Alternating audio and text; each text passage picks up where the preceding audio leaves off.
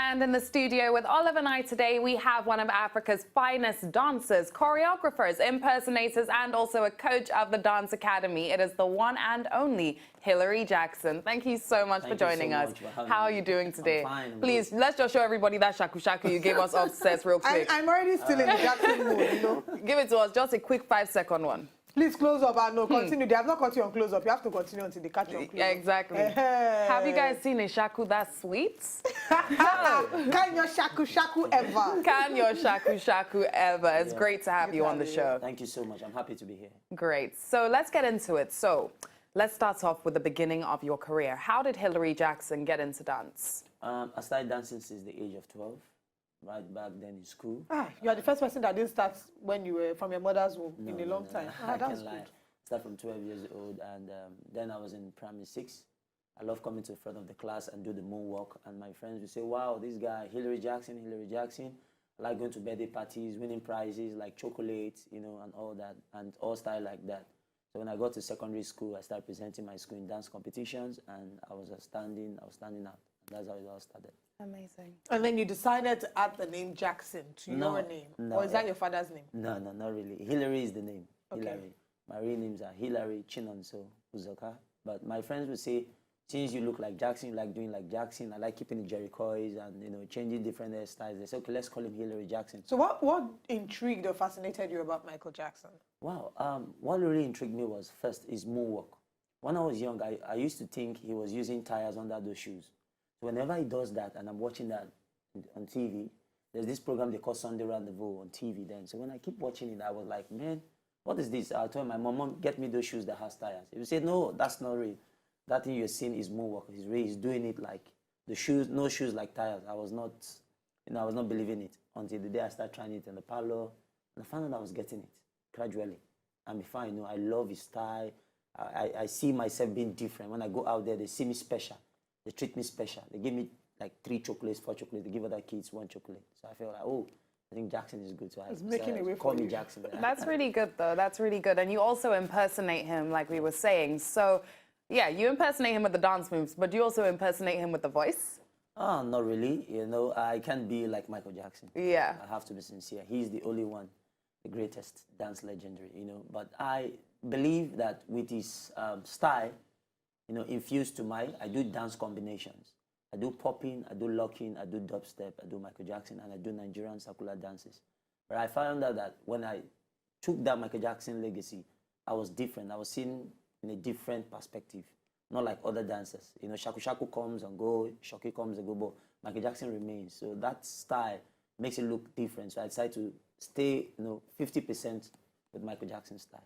All right, you've been involved in a few competitions. You were part of Gong Chai, produced by Wazobia TV and presented by Nedu. Yeah. And you've been in several other competitions. You even won one that gave you a car. Yeah. So would you say that those competitions, being a part of those competitions, encouraged you or made you decide to be a part of dance? Now, there are certain people that say, I love dance, I want to dance, but they don't realize that they want to make it a professional career, a professional path, until they realize that they can profit from it. So at what point did you decide you wanted to profit from dance? Was it before you started participating in these competitions or after these competitions that you were involved in? It was before I started participating in this competition. I didn't, at first when I was starting dancing, I used to see it like an hobby. I got to a stage where like 2005, I said that, man, dance is a profession. I don't see it as an hobby anymore because dance started paying my bills. I used dance to, you know, pay school fees, do other things, send myself to school, and I found out that, man, it's worth dying for. It's worth doing.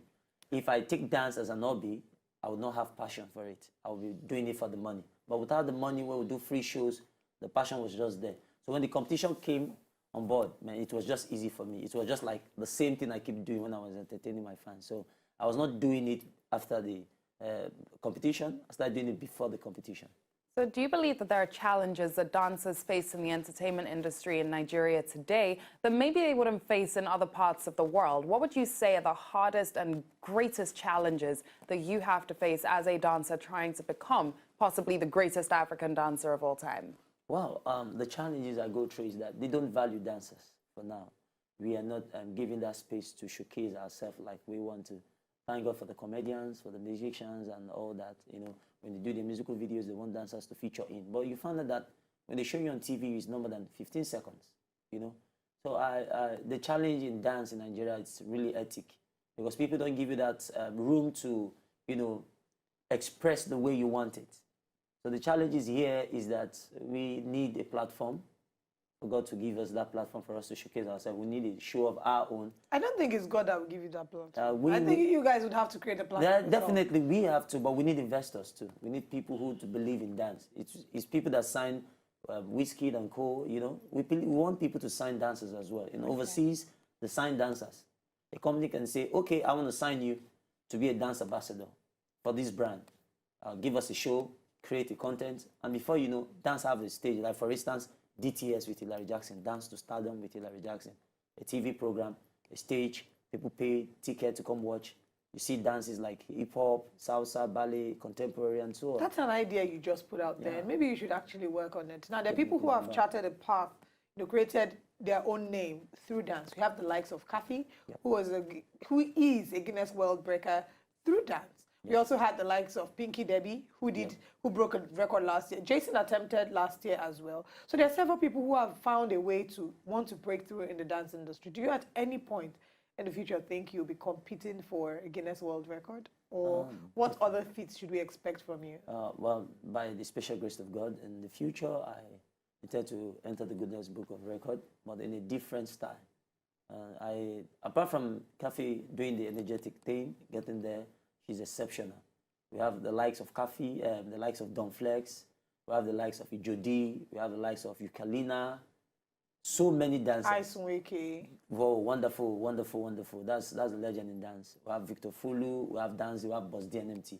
So, but what I'm looking at is, in getting to the Guinness Book of Record, you could just create any platform. For instance, imagine the longest slow motion ever.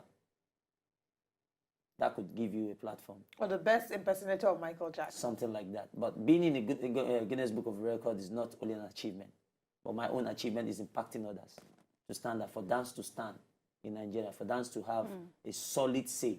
If I just make it for myself to be the Guinness Book of Records, what about others who are coming? What will they see?